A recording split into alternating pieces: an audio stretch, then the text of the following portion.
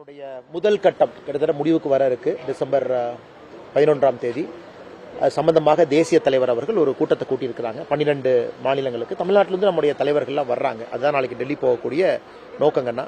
அதன் பிறகு காசி தமிழ் சங்கம், நம்முடைய தமிழ் சொந்தங்கள் அங்கே இருக்கிறாங்க, அங்கேயும் போகணும். அதெல்லாம் பார்த்துட்டு வராங்கன்னா, மற்றபடி அரசியலுக்கு எதுக்கு சம்மந்தம் இல்லைங்கன்னா, நேற்று இந்த பகுதியினுடைய ஓபிஎஸ் ஐயாவுடைய கட்சியினுடைய மாவட்ட செயலாளர் குடும்ப விழா, முதல்ல இருந்து நெருங்கிய நண்பர், குடும்ப விழாவுக்கு சென்றிருந்தே நாங்கள் ஓபிஎஸ் ஐயாவையும் சந்திச்சேன். அதாங்கண்ணா, மற்றபடி அரசியல் எதுவும் இல்லைங்கண்ணா. கூட்டணியிலிருந்து வெளியே வந்தாங்க, டிடிவி சந்திச்சீங்க, ஓபிஎஸ் சந்திச்சீங்க, தேசிய ஜனநாயக கூட்டணி வெளியே போனவர்கள் எல்லாத்தையும் திரும்ப ஒருங்கிணைக்கக்கூடிய முயற்சியில் இருக்கீங்க. தலைவர்கள் இருக்கிறாங்க, எங்களுடைய மாநில தலைவர் நயினார் அண்ணன் இருக்கிறாங்க, டெல்லியில் தலைவர்கள் இருக்கிறாங்க. அது நோக்கம் இல்லைங்கன்னா, எப்பொழுதுமே அவர்களோட நட்பை மெயின்டைன் பண்ணிட்டு இருக்கேன். அது வந்து உள்ள இருக்காங்க உள்ள இல்லை அப்படிங்கிறது ரெண்டாவது. அது டிடி அண்ணனாக இருக்கட்டும், அண்ணன் ஓபிஎஸ் அவர்களாக இருக்கட்டும், அந்த நட்பை எப்போதுமே தொடரணும்னு நான் நினைக்கிறேன். ஏன்னா பரஸ்பரம் அது இருக்கணும், அன்பு இருக்கணும். மற்றபடி இதில் அரசியல் பேசணும் அப்படிலாம் எதுவும் கிடையாது.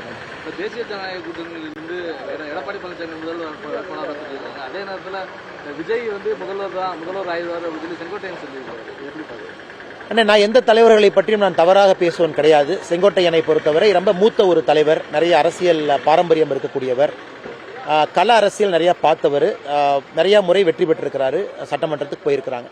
அதனால் யாரையும் நாம் வந்து எளிதாக எடுத்துக்கொள்ள வேண்டாம். அதே நேரத்தில் இன்னொரு இடத்துக்கு போயிட்டாங்க அப்படிங்கறதுக்காக நான் தவறாக அவங்கள பற்றி பேச போறதில்லை. அவருடைய கட்சி இன்னைக்கு செங்கோட்டையனை பொறுத்தவரை அண்ணன் அவர்கள் அவங்க கட்சியை பற்றி பெருமையாக தான் பேசுவார். அது அவருடைய கருத்தா பாருங்க.